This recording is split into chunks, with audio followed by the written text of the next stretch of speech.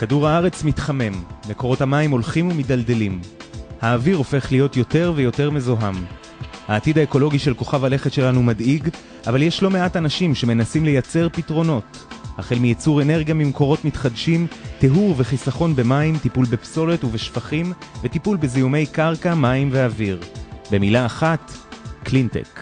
כל התחום הזה הולך, גדל, צומח, מתפתח, עם המון פרויקטים חדשים שנכנסים.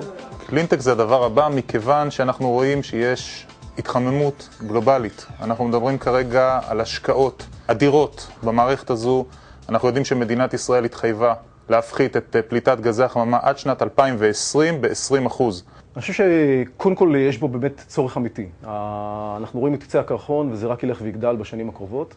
יש פה הזדמנות עסקית, השקעות שנכנסות לתחום, ואני חושב שגם הרבה אנשים יקסום להם הערך המוסף של באמת לפתור בעיות סביבתיות ומעבר רק להתעסקות עם הטכנולוגיה והצד העסקי. הולכות להיות השקעות עצומות במדינת ישראל, השקעות דרך אגב שקורות בכל העולם. מיכאל גורן הוא הנדסאי אלקטרוניקה בהשכלתו ובעל תואר שני במנהל עסקים. לאחר כ-15 שנים במגוון תפקידים טכניים וניהוליים בתעשיית ההייטק, החליט לשנות כיוון. בזמן השהות באוסטרליה מאוד בלט נושא של משבר המים, וגם במהלך הנסיעות עבודה לסין התברר שהעולם נמצא באיזושהי תפנית ודברים הולכים להשתנות. היום הוא מוביל סטארט-אפ בתחום הבדיקה והזיהוי של כשלים בתשתיות מים. בנוסף, הוא משמש כמנהל פיתוח וחדשנות של מרכז יזמות ייחודי בתחום טכנולוגיות הסביבה שקורם עור וגידים בכפר גלים. זיהיתי פה הזדמנות, גם הזדמנות לשלב ערך מוסף וגם בעצם הזדמנות עסקית.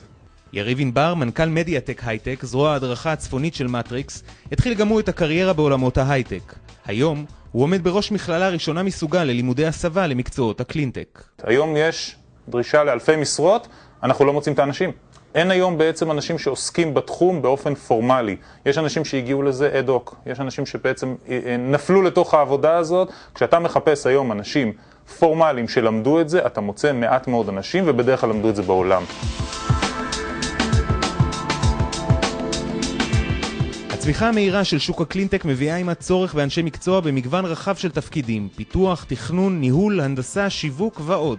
החל מחיילים משוחררים שיכולים להיכנס לעבודה מדהימה ומאתגרת בנושא של התקנת גגות סולאריים. לא צריך איזשהו רקע, ידע בהנדסה, רקע בהייטק? רצוי אבל לא חובה. כלומר, אם אני מסתכל היום, אנשים טכנולוגיים, אנשים טכניים יכולים להשתלב בזה יופי בכל גיל.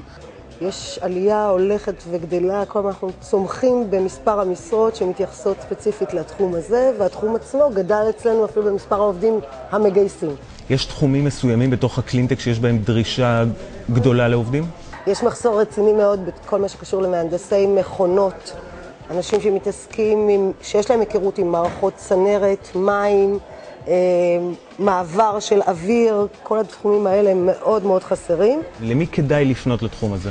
כל מי שמתעסק בהנדסה אזרחית, כל מי שמתעסק בהנדסת מכונות. וכמה זה משתלם? איך המשכורות בתחום הקלינטק?